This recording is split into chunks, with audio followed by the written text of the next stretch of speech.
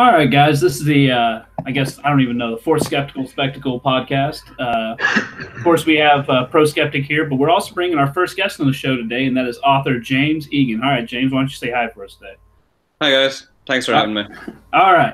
So I wanted to just kind of point out real quick that James has been working real hard, and he actually has quite a few books out. And one series that I've been looking into, and he even has a YouTube channel kind of describing it, has been the misconceptions on reality or even religion. Sometimes he dove into different animals and stuff like that. Definitely go give him a check out on that. But also, before I kind of talked about it too much, I want to just kind of let James go on about himself. James, why don't you let us know a little bit about you, maybe a couple more about a couple of your books, and definitely for my sake, go into some of those misconceptions a little bit. Okay, yeah. Yeah, I've written a good few books, and the misconception one, the first one was called 365 Things People Believe That Aren't True. About everything: animals, space, history, geography, religion, and so on and so on. And that was the second book I ever wrote. The first book I wrote just tanked. It just tanked. So I was like, that was really annoying. And the second one, it did really well, really quickly, and became a #1 bestseller in the UK.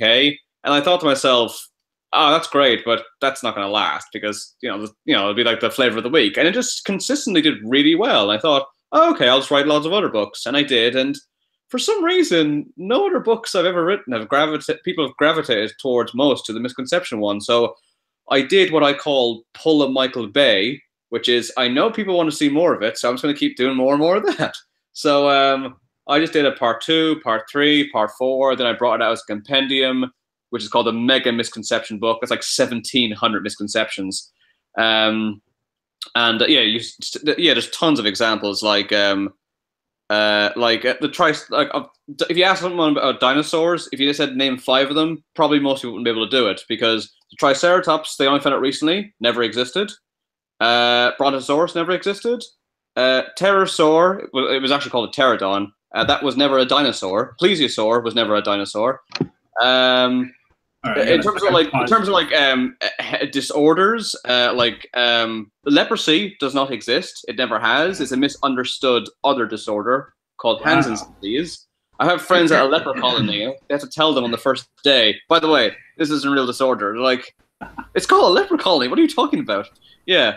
The thing is, though, I expect people when they read the books to not just just accept it, because that's just as bad as dismissing something, to blindly believe in something. Like if there's anything you doubt, or you want to just learn more about any of the misconceptions, then feel free to please research it as much as you can. Probably the one that blows people's mind the most is the chapter about inventions, because there's so many things that were invented way earlier than people realize, which freaks people out. Like I'll just give you a random example. When would you say the first robot was invented? Well, see, did we lose a lot of inventions that were like in the fire of that Alexandria or whatever? And so I don't know. Actually, that's funny that you say that. That is actually one of the misconceptions. No. People think, oh, that destroyed like all the work of thousands and thousands, millions of pages. But actually, it was already mostly empty. At the time, the people over Alexander just kind of thought, it was like, what the hell are all these books? So they already sold most of them, or just threw them away. By the time it was burned, there was only about 10% of the books left. All right. Well, I wouldn't know. Okay, if I were to guess the first robot, I would probably say, you'd have to have probably some type of electronics, so it'd still be, turn of the century of 1900s. 400 BC. Never would have guessed it. Nope. Now, before you get excited, it's not like the Terminator. It was made by this ancient Greek. It's always ancient Greece. Called Artitus. He invented an automaton. It looked like a pigeon, and it would compress steam inside it, which made it fly. And it did really well. Like, it didn't just fly a few feet. It could fly 300 meters, which is like 10 times the length of a blue whale. That same guy, he also invented vending machines, although it only made, that's the other misconception. People think they've been around for like 200 years. No, over 2,000. And they only produced one thing, which is holy water. Some of the misconceptions are not just about when they were invented, but why. People think one great example is high heels. People think it's just for women to walk around. They were actually invented for men in Persia to help archers cling onto the saddle on their feet. No way. So, because obviously when they're riding with an arrow, they need to have a straight shot, but they'd be bouncing. So if they like hooked into where the legs are, they wouldn't bounce. So that's why they were invented. And then people assumed, oh look, those guys are wearing high heels, so they're obviously must be archers. So it became like a status thing. So the higher the arch, in the heel, people thought that the greater an archer they were. And eventually the high heel got so high, people thought it looked effeminate. And eventually that's what it got switched to becoming a female thing. Wow. And then that's just like 2 or 3 off the top of my head, though. There's literally 1,700 in the book. Okay, so, but I've got to pause you for a second. You blew my mind away with the dinosaur ones. I haven't heard that one yet, and I used to love some of those dinosaurs, especially the Triceratops. Oh, so I was obsessed with stuff like that when I was a kid. Like I would just bore people talking about. I love those. I used to read so many books on them. You're telling me now that that's now not thought to be a thing? Yeah. If you type in what I say now, not just you, but anyone listening to this, you'll see this yourself. Basically, a Triceratops was a teenage Torosaurus. A Torosaurus is head when it gets older, once it goes through puberty, it massively it gets so much bigger, and its head changes shape so drastically that when they found the fossils of a young Torosaurus and an elder Torosaurus, they assumed they were 2 completely different animals. No way. Oh. So, and you can, if you type in Torosaurus and Triceratops, you'll see that it looks very similar, except at the very top of its cranium. And yeah, paleontologists thought they were 2 different animals. That's incredible. That's amazing. Wow. I mean, there's a few that are quite common knowledge nowadays. A lot of people know that dinosaurs a lot of them had feathers. They knew that while they were making Jurassic Park, but they just thought, nah, we need them to look cool. And like the velociraptors in that movie, they're actually Utahraptors. A velociraptor in real life was about the size of a chicken. I knew about that one. That's quite a common thing. So I probably should have started with that one, because that's a bit like you can accept that. Once you get to some of the crazier ones, you're like, what? No way, that can't be true. That's ridiculous. So, is the Brontosaurus one the similar thing that was going on, or? Yeah, I actually knew that one when I was young. I'm trying to remember exactly how it is. Yeah, the Apatosaurus and the Brontosaurus are the same animal, and I knew that as a kid, but I was like, why does it have 2 different names? But it was because basically the person who discovered the I'm sorry, I'm just trying to remember all this off the top of my head. Obviously, it's all written in massive detail in the book. The person who discovered the Apatosaurus, he then wanted to make more money, so he pretended he found another dinosaur. So he just got the head of a different dinosaur. It was like the Caranthosaurus, and put it on top of the spine of an Apatosaurus, and said it was a brand new dinosaur. He got caught after 2 years, and it destroyed his reputation. But for some reason, people today still fall for that misconception. Was that part of that whole fossil wars thing? Like I know there was paleontologists and stuff that were just damn near battling it out, cutthroat style. It became very when the whole thing exploded with dinosaur fossils, which Mary Anning, I believe, set that off. Then it was just like, we need to find some desperately, and obviously they couldn't, because it was only in certain areas, especially in China. So people would just make any they would just concoct them or combine them together and say it was back in the freak show times, how they just got a monkey and a bit of a fish and said, this is a mermaid. They just scrambled to find something so the attention would be on them or their museum or this paleontologist and so on and so on.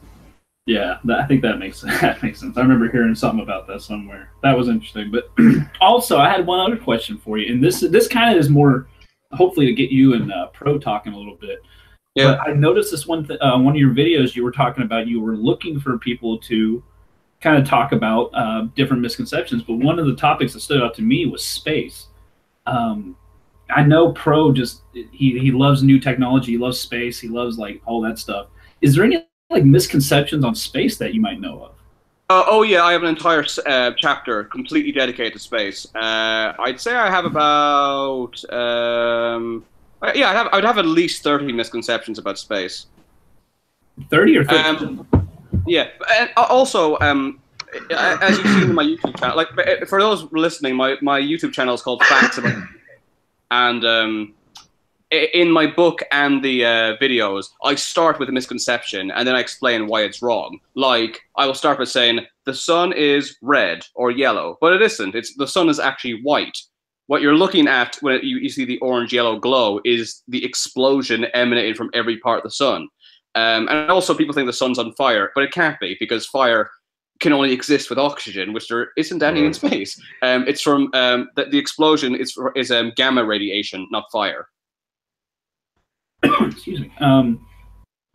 Well, okay. So my question would be then is I wonder if there would be one, and I mean we know the book in front of us, and of course, is there one that you thought people found challenging, or you found particularly challenging about space? The funniest thing is when I wrote the book, I had to be like brutally honest and say, okay, come on, there's gonna be some that people are gonna get really defensive about, probably the religion chapter, but no, the one that people get really angry about is how I say polar bears aren't white.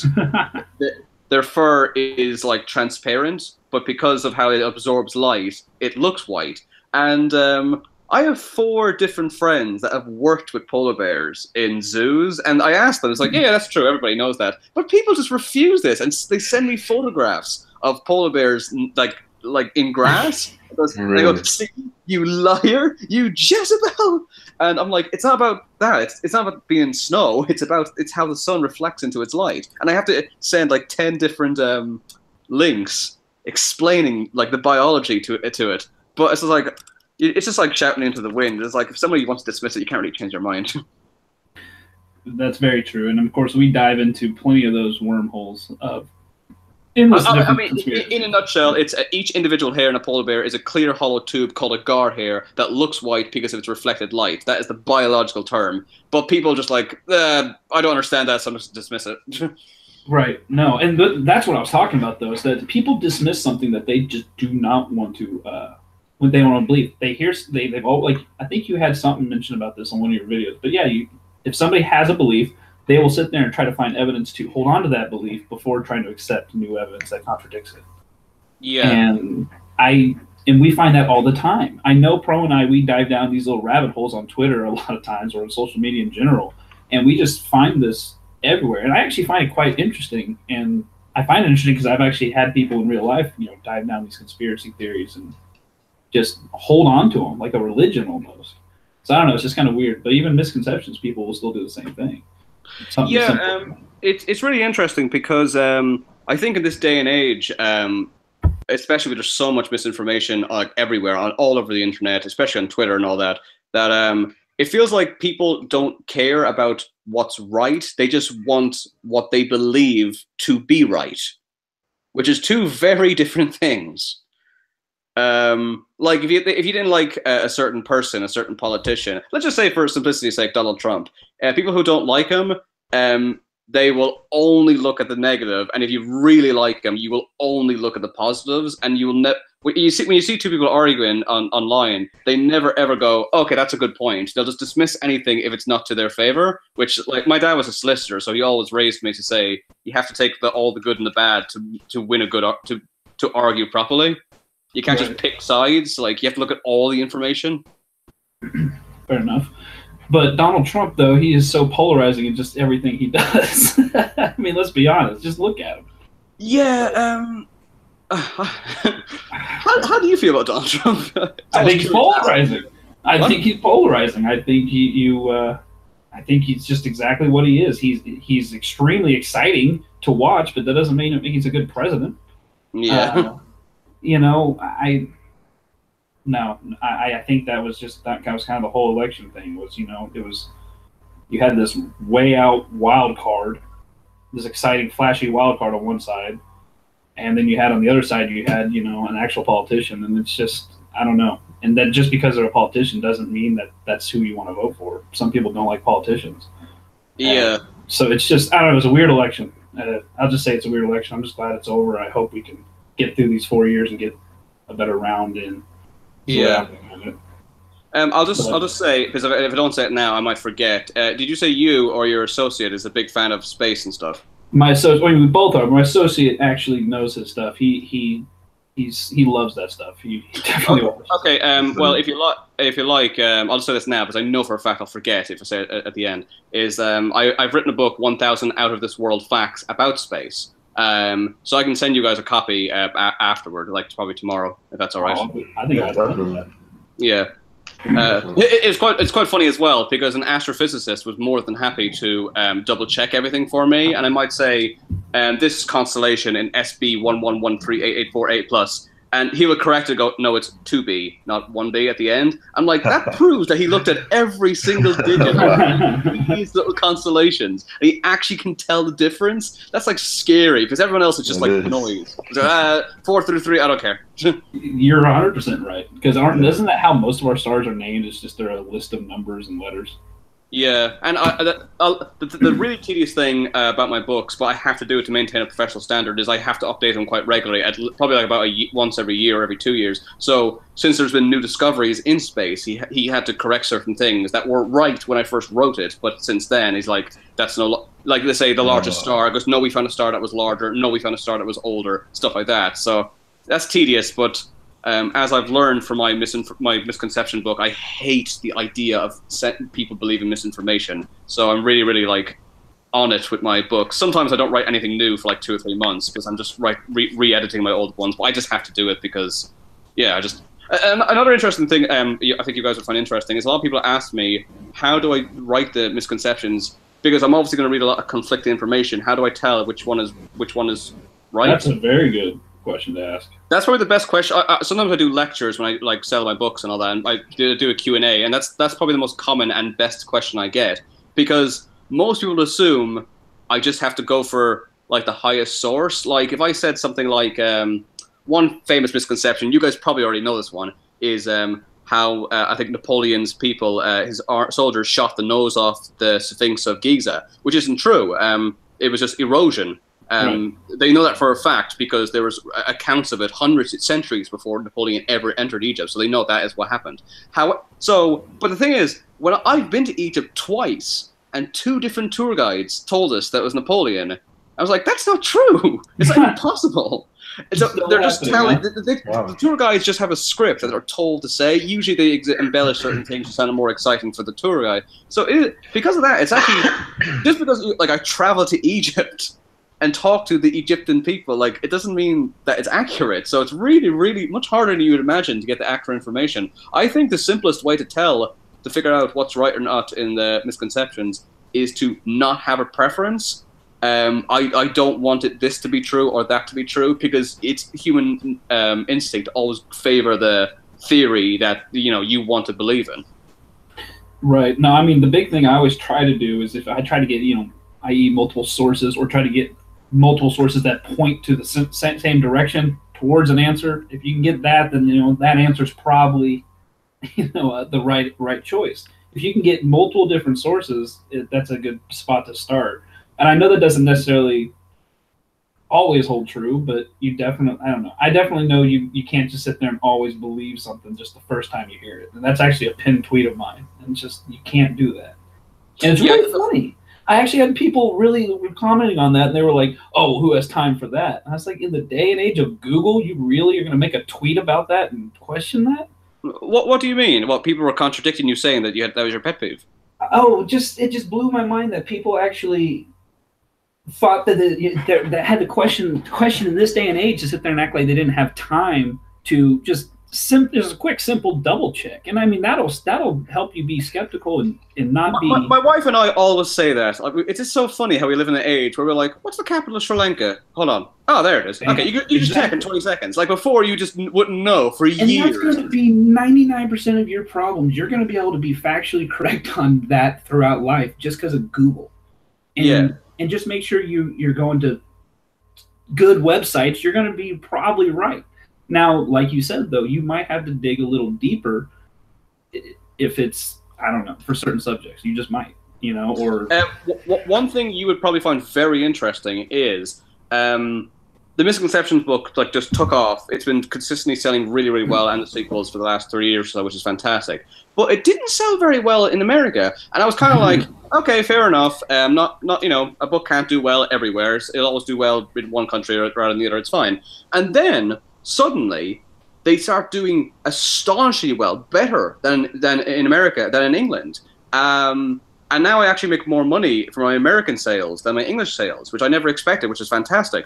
But the interesting thing is, because obviously as an author, I have to figure out what I'm doing that's working and focus more on that.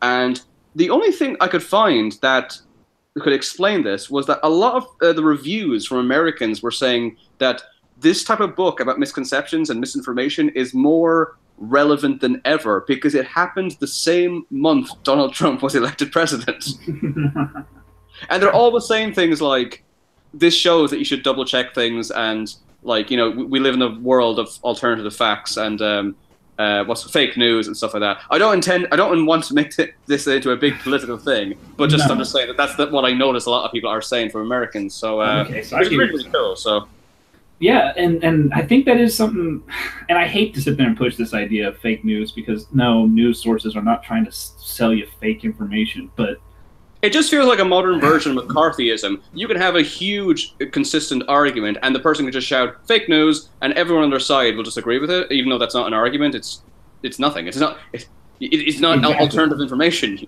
Exactly. That is not an argument. That is just you plugging your ears. That's just not how arguing is supposed to work, but that's what is actually happening right now in America. It's a political version of look over there and then running away.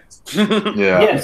Yes, it is 100% that, and it's sad because if you actually tell somebody when they say that, you're like, you know, come on, that's not a good argument. Well, why? Well, let me point to you flat earthers making the same argument. Are you really going to sit there and not see the connection to that? It's like, this is not how arguing is supposed to work. This isn't how, you know, logic works. That is the funniest thing ever, because like you could tell it to 80 different people, and 80 different people will give you 80 different explanations how it can't work, and like no one picks the one thing, because I think that's the easiest conspiracy theory to completely collapse in like a single sentence. Yeah. But I mean, my simplest one is, why doesn't just somebody walk to the edge? And they'll send you pictures of the edge. Like, that's not the edge, that's an ice sheet. You can walk yeah, it'll be a 100-foot wall of ice, and they're like, that's the edge. It's 100 foot.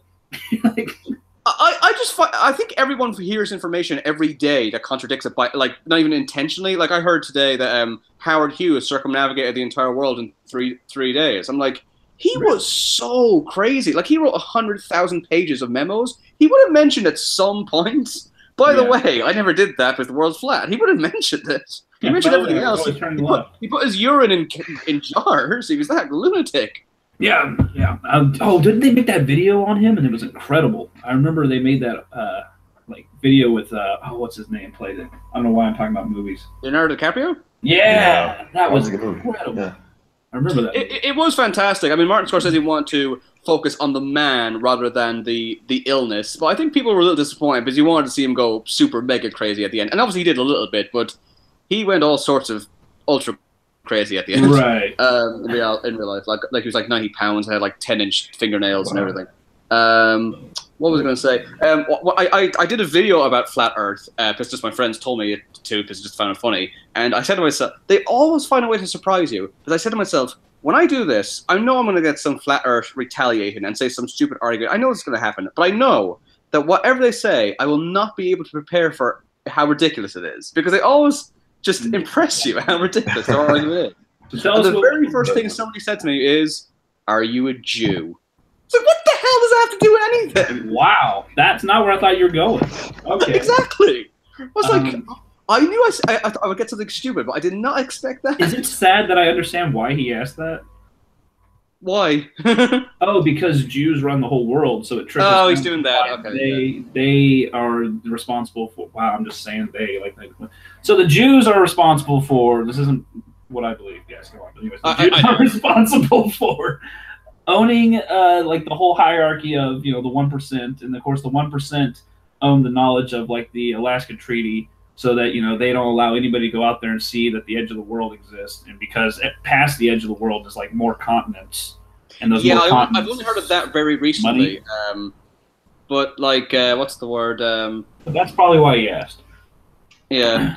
I mean, also as well, they say like I talk about nonstop in the video how and the thing is as well, most people who talk contradict flat Earth are people who like they just bombard you with like geometric calculations and like if they know that much, I wouldn't argue with them. But I just use more simple. I just talk about logic rather than like. So I would say things like, you know, you can see astronauts floating in space with food and like ketchup and it's like whirling around and they're like, that's CGI. It's like, this is a live feed. It goes on for hours and hours. Like it takes 2 days to edit one frame of Transformers and like they do this for hours. Like it can't be all seamlessly perfect CGI better than like movies in Hollywood. Yeah. They totally think it's CGI. Yeah, it's almost like it's not true, the flat Earth thing. Yeah.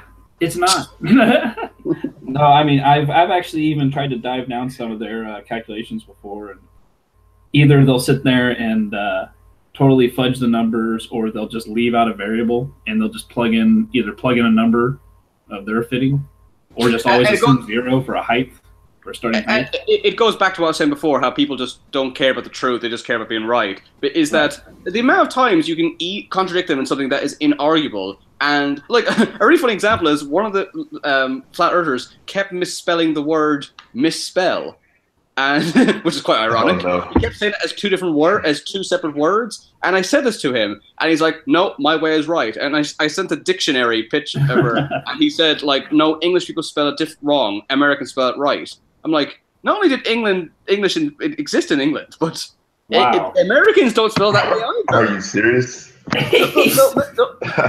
They'll never ever just say, "You're right. Oh, sorry about that." Like, the thing is as well, you have utter respect for any human being that can admit to being wrong. It's really difficult to do. So you admit it goes fair play. That's amazing. Like, but yeah, it's just people don't do it because they think it's a sign of weakness. I think it's a sign of strength to admit that you're wrong with something.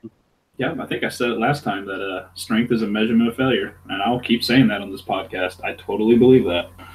That's a lot of arguments that the flat Earth people would say about how like science think they know everything. It's like, no, I don't. It was built on failure. Exactly. No, I mean we were built on messing up, admitting we messed up, and then correcting ourselves. Yeah, I remember Denzel Washington said something I really, really liked, where there was some like news that turned out to be not true about him saying something political, and it never happened. And he was asked about it, and he said, "In this day and age, people care about coming first rather than what's right." So, like, if you hear, like, probably a good example that happened very recently is they said Sylvester Stallone died, which he didn't, but people started going crazy, like trending that Twitter hashtag. Nobody actually bothered to check IMDb or Wikipedia or anything. Oh, see, that actually did. I saw that early on, and I looked into it, and I went, "He's not dead." Yeah, it took me like Google search. It was a Google search. Now, when Billy Graham popped up a couple days later, and I Googled it, and the first 10 pages says he's dead. Well, yeah, but 5 people told me he was dead, and I just checked quickly. It's like, no, he's not. Say what? About 5 people told me Sylvester Stallone was dead. And I just checked like within seconds. Like, he's not. He's alive. Oh yeah, no. Yeah. Like I said, quick Google search. You're like, yeah, he's alive. There's nothing nowhere credible saying he's dying. That was really disturbing, though. That wasn't like most misidentified deaths, because sometimes it's like a mistake. But his, it wasn't. It was just somebody who actually made up a joke and said, "Let's just pretend he died." That's really messed up. Oh, I didn't know that's how it started. Yeah, because it said like he had his massive battle with prostate cancer and he lost the battle and it's terrible. It's like that. So yeah, so that's awful. I did not know it started like that. That's kind of morbid. Yeah. Oh. There's always somebody who does stuff like that. It's messed up. Yeah. Where does that stuff even start? Does it start in Twitter or social media in general? I don't know. I suppose Twitter is where it explodes. I don't know where it starts. So it could be just on the Facebook page, or in this day and age, maybe Tumblr or something. I don't know. Tumblr. Well, all right. Well, then, okay. Here's another question then for you.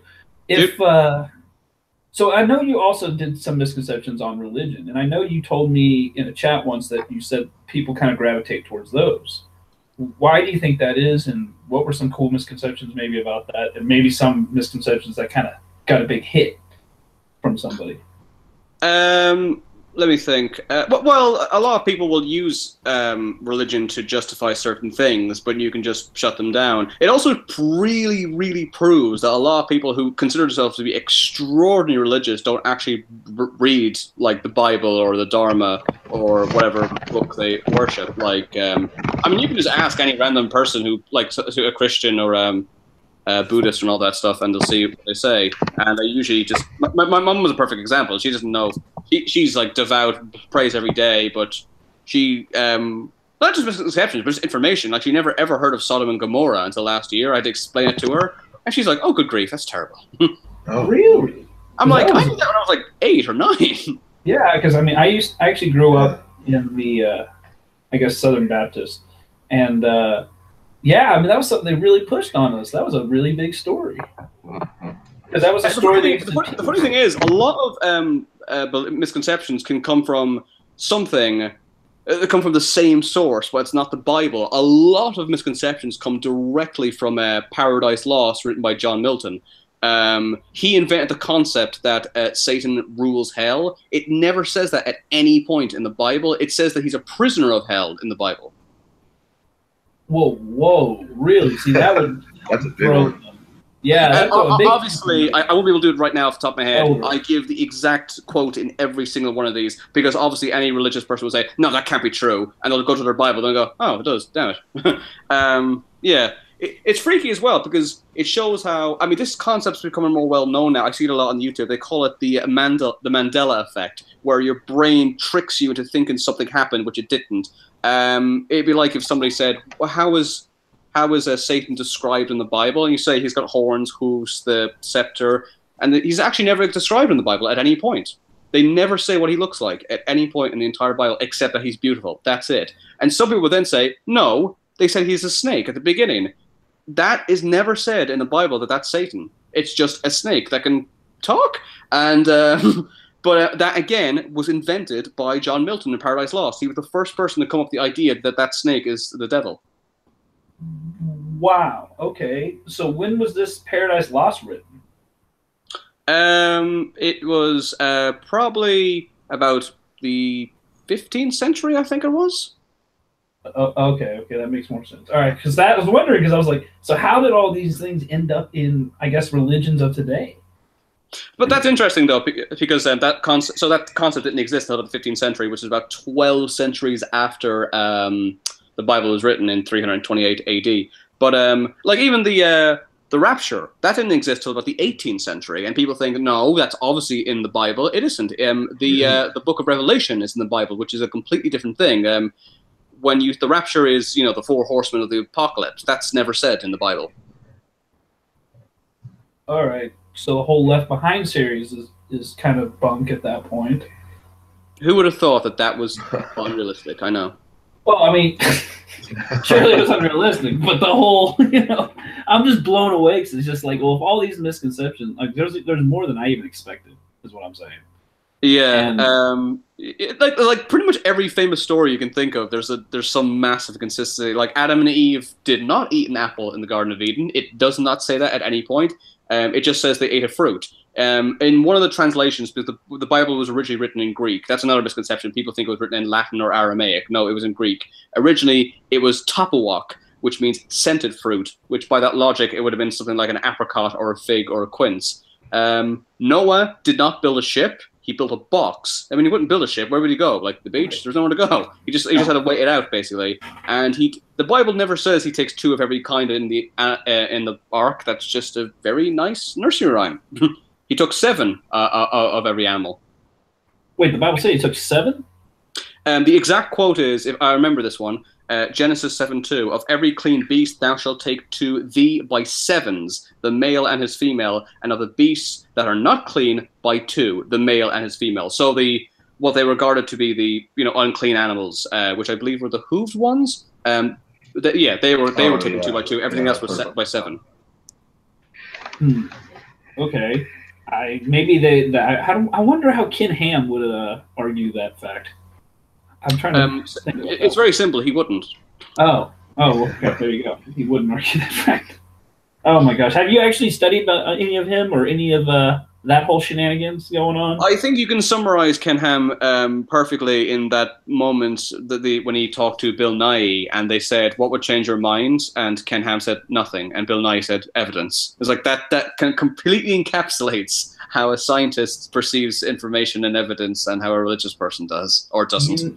You know, I know Ken Ham prepared for that whole debate, and I couldn't believe that he fell for that simple of a question. Honestly. Yeah, it's like if somebody said to me, like I have asked that many times to flat earthers, what would change your mind? They all say nothing. It's like, what about evidence? What if like the leader of the flat earth community said, actually I was wrong? Then what? And like, but that would never happen. I was like, yeah, but I'm saying if it did, but they won't even like consider the possibility of being wrong. Like I and you would change our minds saying the flat earth was wrong. Show me the edge. Show me a photograph. If somebody like Bill Nye or Neil deGrasse Tyson or Stephen Hawking said, actually we were wrong all this time, but yeah, there's loads of things that would change our minds, but they won't. It's not going to happen, though. Like, we can literally see through the past where science has done that, even in major scenarios, you know, and gone and said, oops, you know, and like that wasn't what it was. And it had to happen. And it's inevitable that it happened. It's inevitable that it will happen. We're going to change our minds. Also, one thing a lot of people do, I mean, this is done to believe in flat Earth, to believe to dismiss people throughout history, or to dismiss people right now, is they'll find out one time they were wrong, and it's supposed to cast doubt in everything. Like I'll explain like how to a flat earther how Isaac Newton made his calculations with gravity and all that, and they'll say, yeah, but Isaac Newton, Isaac Newton believed he could, in alchemy, he believed that you could turn lead into gold. So you can't, and they say, because he believed that, that now dismisses every single thing he ever said, did, wrote. It's like, well, no, because everyone's believed in something that was totally wrong at some point. Santa? Sorry if kids are reading this, watching this, by the way.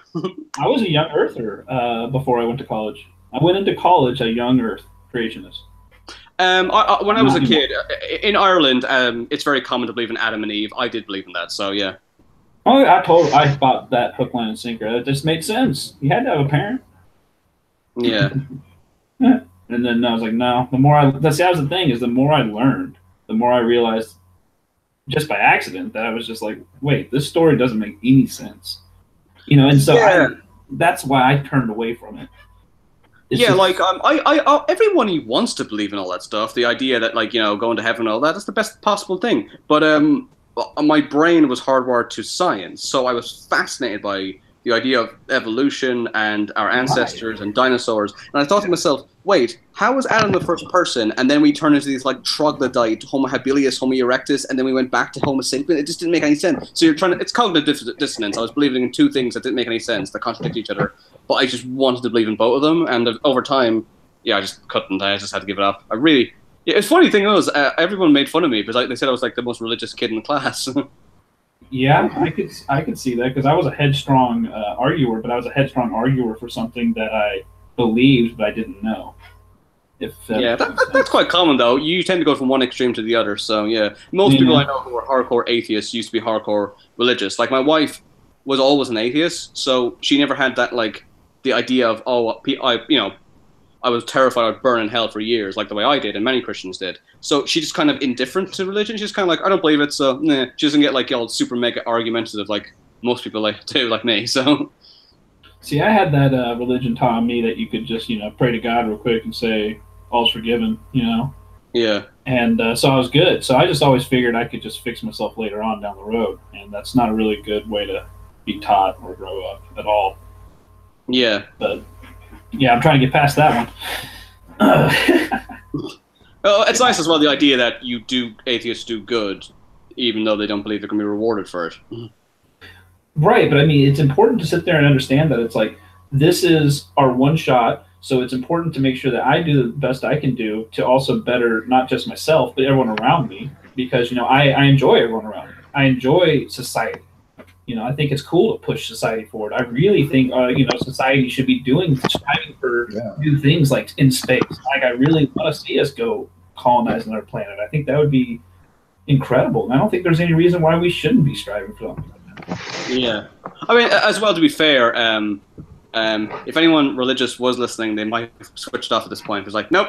But is that like some of my best friends are extremely religious. It's not a problem with religion. It's the fact that some people use it to justify, like, saying that, this religion is right, which means your religion is wrong. So, and then they push like a superiority thing, which I really, really hate. But some people I know who are religious are terrible people, and they go, well, it's fine if I do horrible things because I can be forgiven. But there's some people who just use it to become a better person, and I have no problem with those people. So yeah, it's not like I'm just dismissing all religion. It's just I don't believe in it. If it makes you a better person, fantastic. But obviously don't use it to manipulate things to your own advantage, which sadly we all know a lot of people do.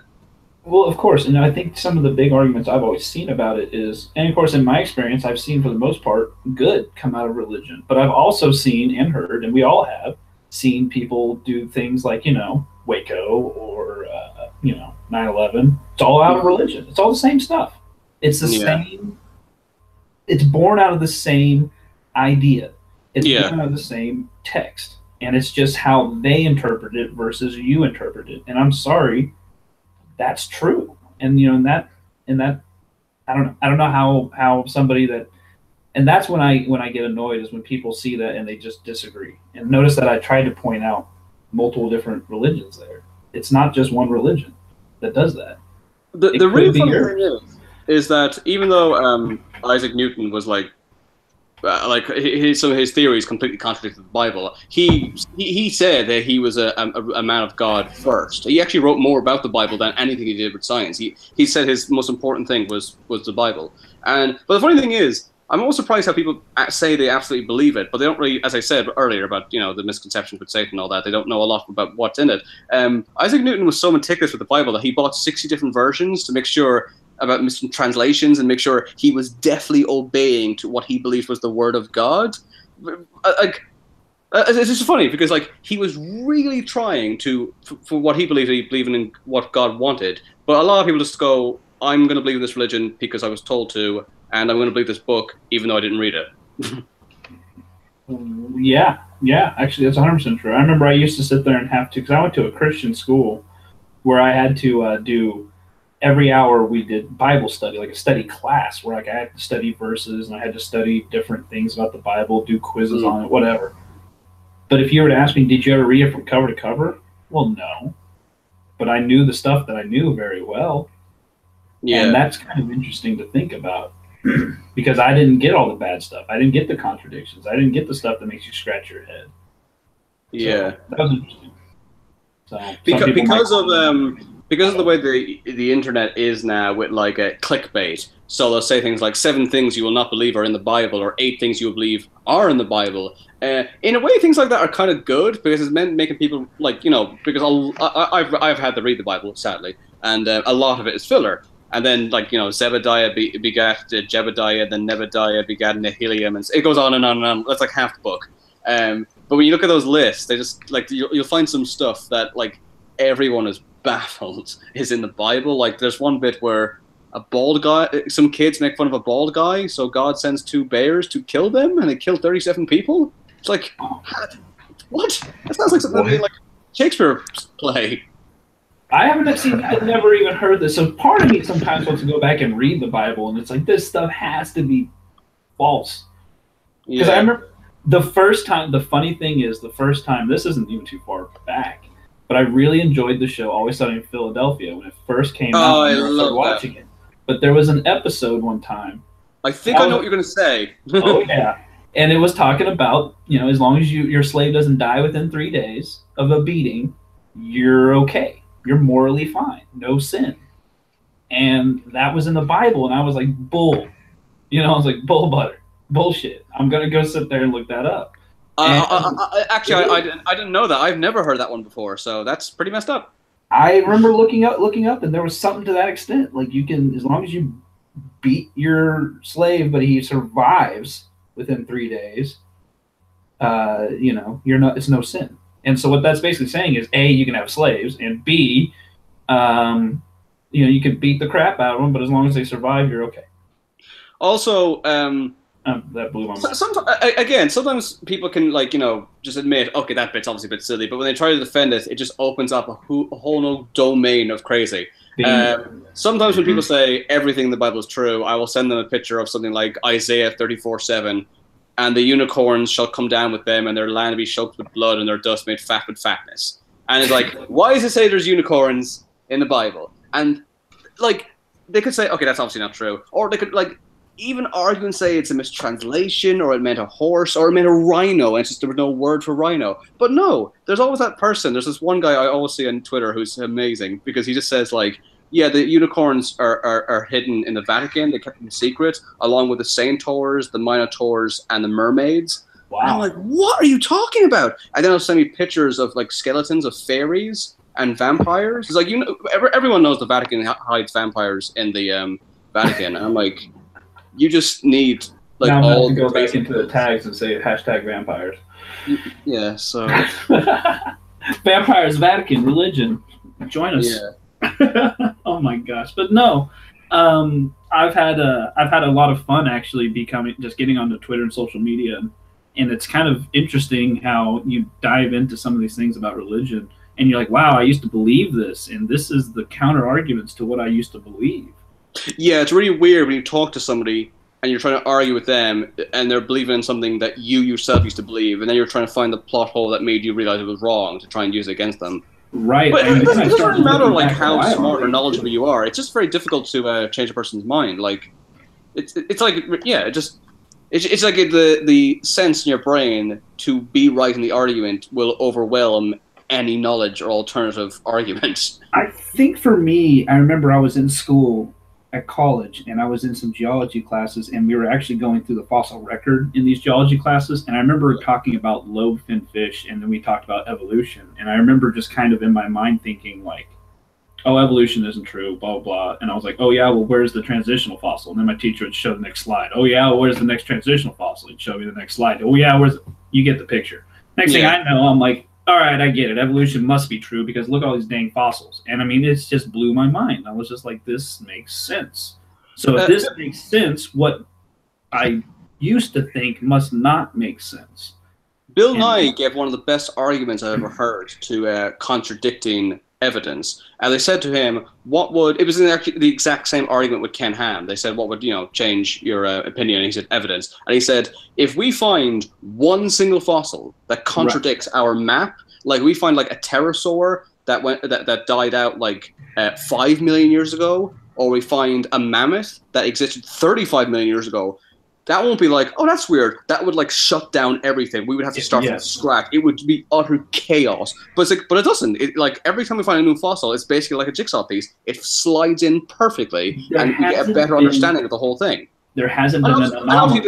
Obviously, there's a little bit inconsistency. They might go, oh, we thought this one existed 50,000 years ago. It was actually 55,000 years ago. But it's never going to be like, an 8 million year difference or something like that. Right. There's never been an anomaly where we're like, oh, this thing for sure died out, blah, or whatever. And then you find it somewhere way else in the time record. It just never happens. It's always been just pretty evident where everything goes. I totally get what you mean by that. But when I was going through school, and it's just when stuff started to make sense and it was contradicting my, at that time firm beliefs, it was really weird. I remember that feeling.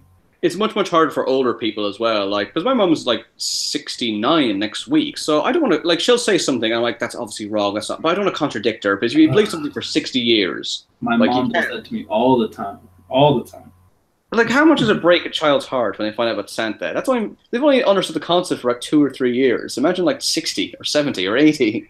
Right. Yeah, exactly. It would be life-shattering, literally life-shattering, and I don't know, and that's why sometimes I don't really like this whole idea of being like totally against religion and stuff. Like, no, like I just think we need to somehow find a way to coexist together somehow.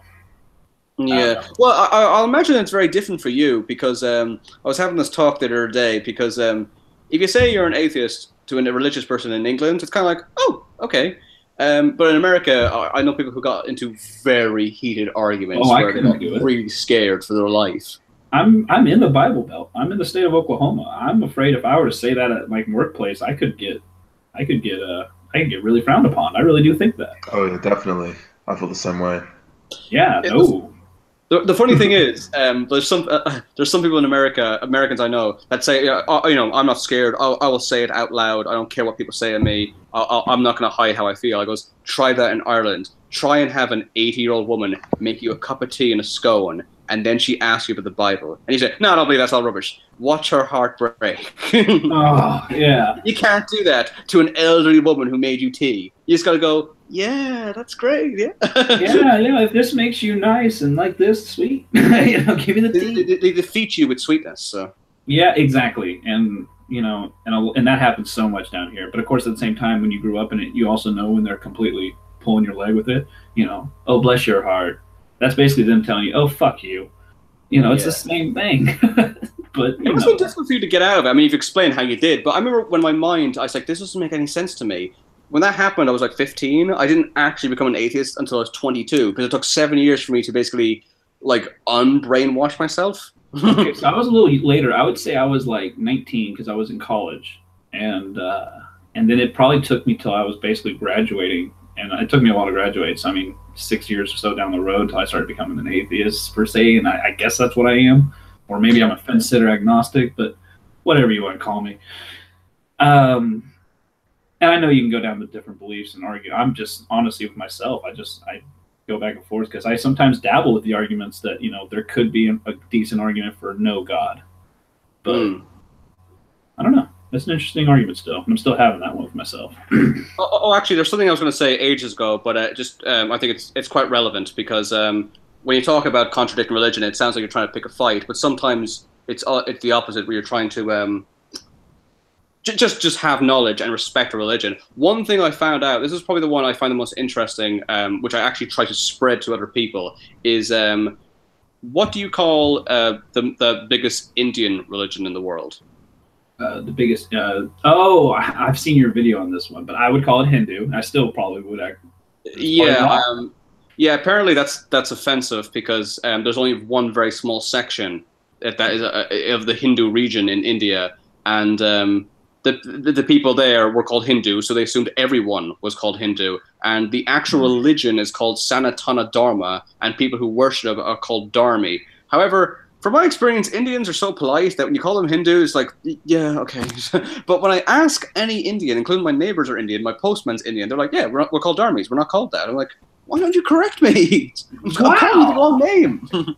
That's so funny. So that's just like a given thing across the whole like culture. They're just like, they're submissive. That's really cool though. But it's really important because when I say this to them, and they're like, it's fine, you can call me Dharma, you can call me Hindu. I'm like, no, I'm not going to do that just because it's easier, just because I did for years and years. That's the whole point. People continue to believe in misinformation just because they did for so long. They just think, I might as well keep believing it. It's like, no, you can't use it as the excuse to believe in something you know is misinformation. True, but I also am very fascinated that they're just so willing, and apparently has a very large population of them, are so willing to just be like, you can just, whatever's easiest for you. I'm just like, wow, that's kind of the funny impressive. thing is, sometimes I think to myself, why would people do that? It's their heritage. But actually, Irish people do that all the time because people always say to me, oh, Irish people speak Gaelic. No, we don't. And we haven't spoken for like 700 years. We speak a totally different language called Gaeilge.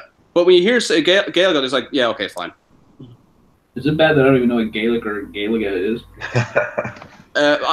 There's somebody, one of my friends in England, they only found out about 4 months ago that Irish people have a language called, we used to speak Gaelic. We spoke no English whatsoever about 700 years ago. Then the English invaded and they took over everything, and the Irish potato famine happened, and it was illegal to speak Irish. So over time, we did in secret, but it was kind of, over the centuries, the language became bastardized. So it was the same grammar and everything, but the words became different. And it bastardized into a totally different language, which is what we now speak, called Gaeilge. But yeah, so it's not Gaelic. So wow. But when people say Gaelic, we just don't correct them because it's too confusing to explain, as I just did. That might be some of it. But it's quite funny actually. The language reminds me of the Ents in Lord of the Rings. It takes them forever to say like one thing. Like in Irish, Dies Muras Joseph is Easagwit means hello. Oh, okay. And it's all like that. It's like 20 words to say one thing. See, languages just go so far over my head so quick because I'm just so bad at them. I don't know. I was never even good at my own. I remember in high school I would just fail at English classes. But anyways, what was I going to say? Oh, also I was going to ask, what was oh crud! I just totally went blank. I'm so sorry. You got me so just mixed up with all the different languages. You're a wealth of information on that one. Crud. People seem to say crud. They need to bring that back. Crud? Oh, crud. I don't know. I say a lot of weird words. There's probably gonna be a lot of things I'm gonna say on this. My wife and I say that, like, you know, swearing is so common it has no effect anymore. So we're trying to bring back really old-fashioned insults like "you dunderhead," "you galoot." Galoot. I wonder if there's like different ones for you know, for you over in, you know, Ireland, and if there's different ones over here. I live in England now. I've been here for like 10 years now. Oh, England now. Okay.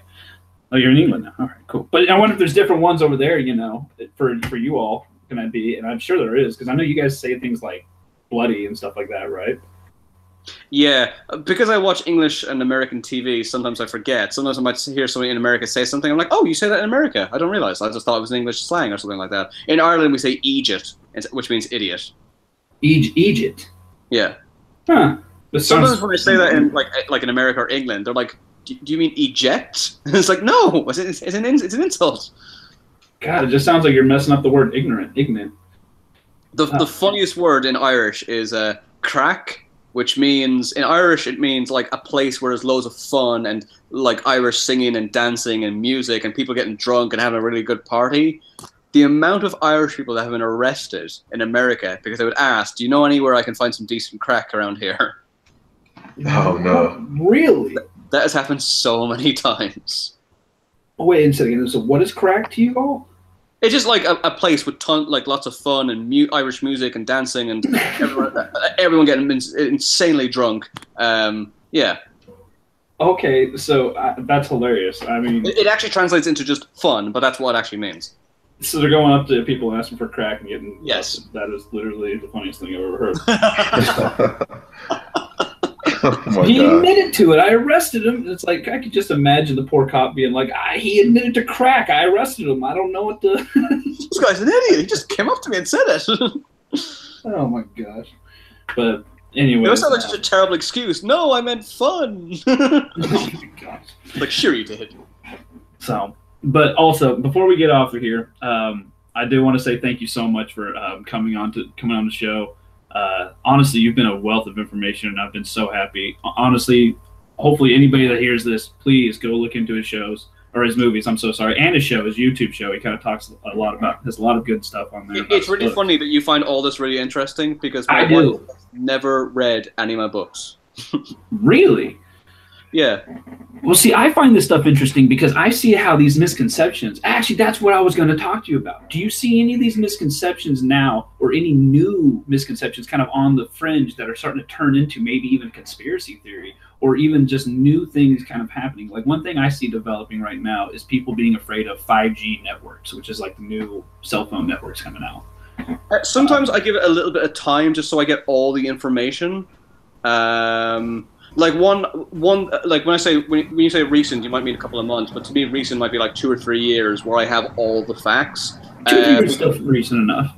Because an example would be when I said Sony was hacked by North Korea, and people weren't 100% sure for about a year or two what actually happened, and they know now in hindsight that that was absolutely impossible. It was somebody who worked at Sony, a disgruntled employee. But probably people even now don't realize if it was Sony or North Korea or not. Because obviously it happened exactly the same time North Korea threatened Sony because they were going to release the interview movie about... I remember that now. And I kind of just started blowing it off because I didn't care after a while. But yeah, I remember that. So that ended up just being a disgruntled employee, huh?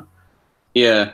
That's great. See, but that's what I'm talking about. And that's why that stuff, I'm so, yeah, I love seeing these misconceptions because I know you're going into some of the same type of argument or thinking, or people that are having that same type of thinking, that it fascinates me. It fascinates how people can sit there and believe something despite evidence being shown against it.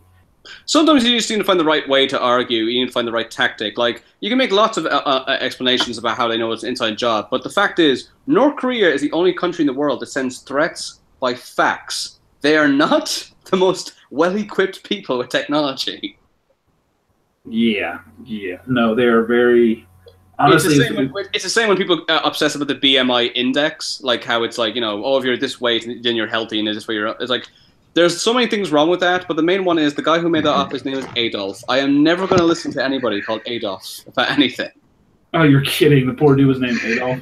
Yeah. Oh, that must suck for anybody that happened to be named that after that. Well, why would you name anybody Adolf after World War II? I don't know. I'm sure it's happened. Pardon? I'm sure it's happened. I'm sure people have had to deal with that. That's just, why would you ever do that to somebody? But yeah, I really, really enjoyed talking to you guys. Yeah, you're into exactly the same type of stuff I am. So this is what I mean. I never talked like this to my. The funny thing is, they always say opposites attract. I don't know a person who's less interested in misconceptions than my own wife. My girlfriend could care less about me going through conspiracy theories, because I can go a little bit farther than misconceptions. I guess I like the conspiracy theories. I like the people that try to formulate these huge ideas and then just kind of watch them crumble around this theory. Yeah. But I don't know. It's very much the same thing. It's totally in line with the same principle. Even like you were talking about the polar bear. It's just how somebody is wanting to believe something contradictory to evidence. And that's kind of where I'm going about this. And that's kind of why I've been making this podcast. And that's why Pro and I are kind of been dabbling in this and having conversations. And eventually we want to try to make some more content, more than the podcast. We just haven't got time to do that yet. But it's happening. It's definitely happening. But yeah, no, and that's definitely something that I was wanting to bring you on when I saw that what you were talking, some of your books. I was just like, yeah, this is totally what we talk about. I mean, it's just a different spin on it. You use the word misconceptions. I use the word conspiracy theory, but if you really look at it, it's very similar. Yeah. Those books are all on Amazon on paperback and Kindle. You can buy them pretty much anywhere, like UK, pretty much anywhere in America, and there's like, you know, Germany, France, Spain, and all that. So if anything I'm saying tickles your fancy, then do check them out. I've written like 68 books now, so they're all on Amazon. So great. And also, like I said, I'm pretty sure I've got the links correct in the description. I'll double check them afterwards, but I believe I've got all of our YouTubes tagged in there, and both of our YouTubes are tagged in there, and all of our Twitters are tagged in there, as well as James's Amazon page. So hopefully if you guys got a chance, go check all that out and go ahead and support them. I'm definitely going to be looking into some of your books. Hopefully you can get a copy of one of those. Well, actually, before I go, I may have already said this to you before on Twitter, but I might as well leave you with a very practical misconception. Did I tell you about the hashtag thing? No. Yeah, you did. You told me about it. I think I told one of you, but not the other. Not just to you guys I'm speaking to now, but anyone listening, if you want to get more followers on Twitter, don't use more than 2 hashtags, because Twitter have a counter algorithm that will contradict them if they have more than 2. It's a system they created to get rid of bots and spam. It's really complicated, but just simply don't ever use more than 2. I started doing that, and I went from 600 followers to 20,000 just by doing that. So that's, people are like, how come we're not getting enough followers? That's why. So I got a car alarm going off outside apparently. But no, really, 2. So just limit yourself in your tags to just 2 hashtags.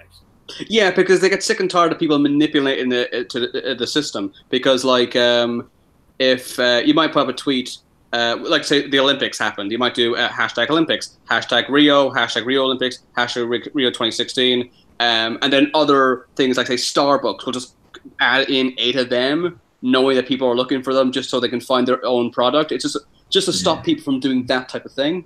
Okay. That's why the algorithm was created. So yeah.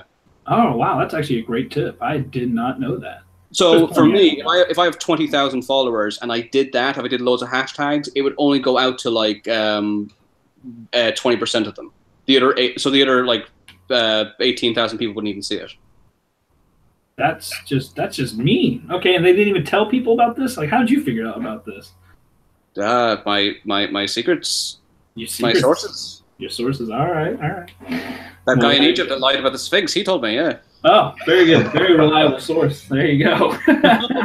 I will try that out, though, and I will definitely look into that. I had no idea about that. That's cool. Okay, is that everything?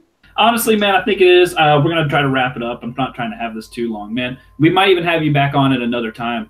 Absolutely, I would absolutely love to. We can talk about something else. And I think you originally wanted me to potentially talk to another person who is a flat earther just to hear both sides of it. Oh man, I want to sit there and have that for sure. I want to. You have to bring popcorn, because that's gonna be so much fun. Oh no, trust me. If we have a flat earther, Pro and I are definitely going to be help pitching in. But I think what I wanted to do though is I want to, and maybe we'll have you in on this if you want to sit in. But my idea is we're going to have more of a back and forth discussion. I kind of just want to hear his points, if that's possible to have a flat earther that actually calmly talks his side. Somebody sent it to you or your partner. That somebody that sounded really calm, and they sent a video of them talking for an hour, and like they never got defensive or childish. They just said they made their arguments, and like that's although I obviously completely don't agree with any of it. Is like the fact that you can stay calm and all that is the most important thing. So, and I think that's the big thing I'm wanting to see. I'm wanting to see a nice, just conversation back and forth. Now, I don't want to call it a debate. I kind of like what we do here, just kind of these open-ended conversations, because I feel like you go down paths that you never even intended to go down. And I feel like that's better. Yeah.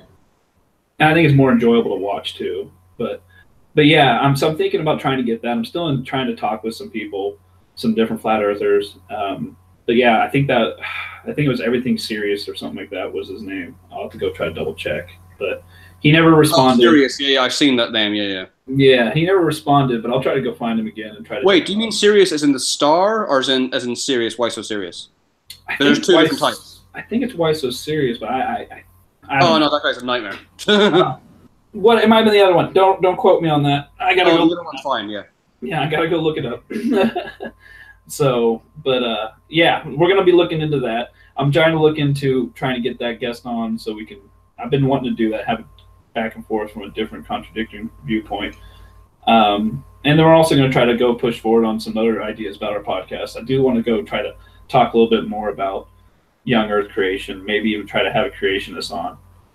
Yeah, that'd be really interesting. To a few. Yeah, I think it would be something blast from the past. I think that'd be interesting because I've definitely deleted a lot of that in my memory. I would be interesting to hear that again. And I think I've been like you. I've been to the other side. I know what it's like to believe in all that. Right. So I think that'd be interesting. But I don't know. Pro, do you got any questions for him? I know we've kind of didn't get a chance to really ask you much. I mean, yeah. I'd like to. You said you're gonna send that book on the space misconceptions. Oh yeah. Right? Yeah, just through Twitter, just send me your address and I'll send you 2 copies. Unless you look at my Amazon thing, if there's another book you'd have a preference for, I can send that. So maybe I can send with the space one and that one, so you guys can swap rather than have the 2 the same book. Oh, that might be good. Yeah, have a look at my list and see what you prefer. Cool. Okay. Let's do that. Let's definitely do one of them be the space thing, but we'll try. Yeah, maybe we can talk about that next time too. Yeah, the space one has been very recently updated, but like about 2 months ago. So that's as up to date as possible. So. Yeah, that'd be fun. See, because I know a pro would like that. I know he would.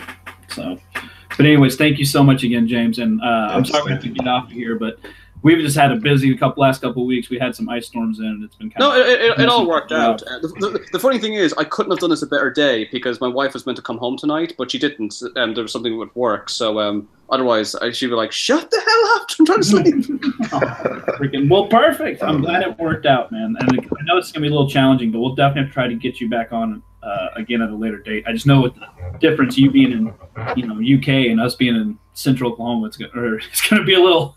It's going to be a little hard, but we'll figure it out. It's like anything. If you can make it work, you'll find a way. So it's fine. Exactly. But thank you. And we did. So yeah.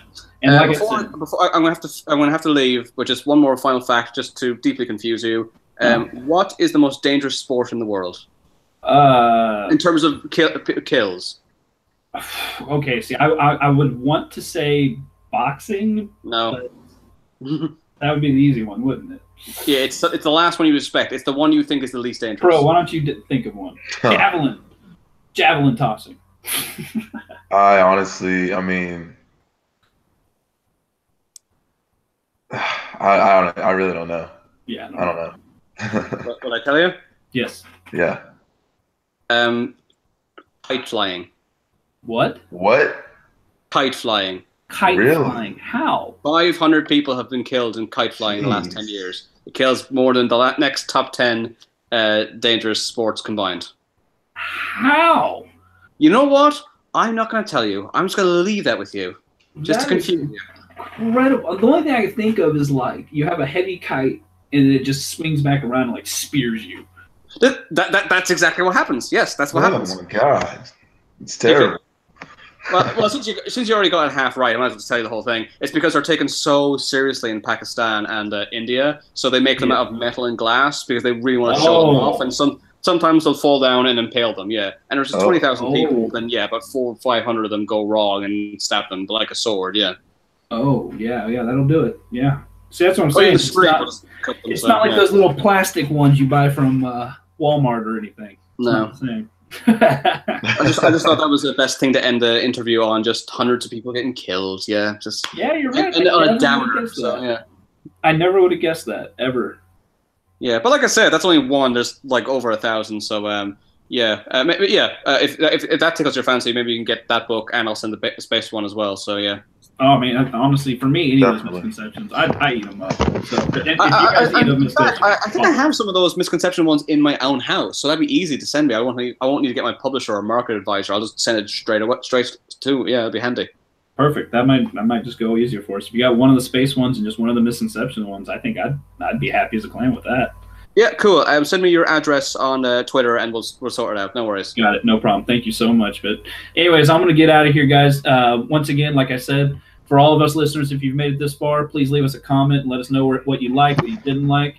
And like I said, in the description, you'll be able to follow any of us and go find any information for James and the author here for the books. Anyways, say bye, guys. I'll talk to you all later. Thanks, guys. And the world is not flat. Okay, thank you. The world is not flat. Thank you, guys.